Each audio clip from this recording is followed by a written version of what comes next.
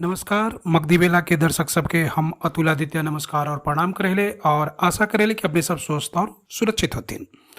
एक बार फिर से राफेल के जिंदा हो गए है और कांग्रेस पार्टी जो है सेंट्रल गवर्नमेंट पर फिर से हमलावर हो गए। एक ताज़ा तरीन कारण है कि फ्रांस सरकार जो है राफेल सौदा पर जांच के आदेश दिल के है और एकरा खातिर एगो जज के नियुक्ति कर गए है। जैसे ही जज के नियुक्ति वहाँ फ्रांस में होले है, फ्रांस सरकार के द्वारा भारत में सियासी पारा चढ़ गए है।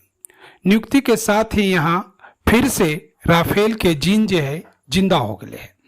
कांग्रेस पार्टी हमलावर होते हुए सरकार पर फिर से आरोप लगाना शुरू कर दिल के है। कांग्रेस पार्टी के प्रवक्ता पवन खेरा के कहना है कि सरकार जो है संयुक्त जे संसदीय दल समिति होवा है ओकरा सामने पेश होवे और जांच के आदेश देवल जाए ताकि साफ साफ पता चल जाए, लेकिन सरकार इस जांच के लिए तैयार ना है।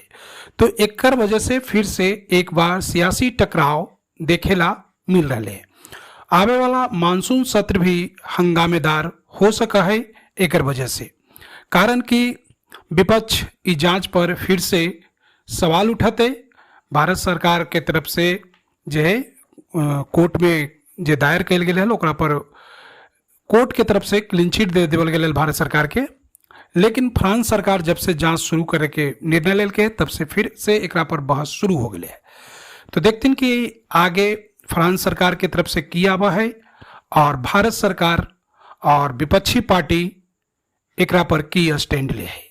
जैसे जैसे अपने सब न्यूज आते अपने सबके बताते जेबे। मगधी बेला के लाइक करते, सब्सक्राइब करते और बेल आइकन के दबा देते। धन्यवाद।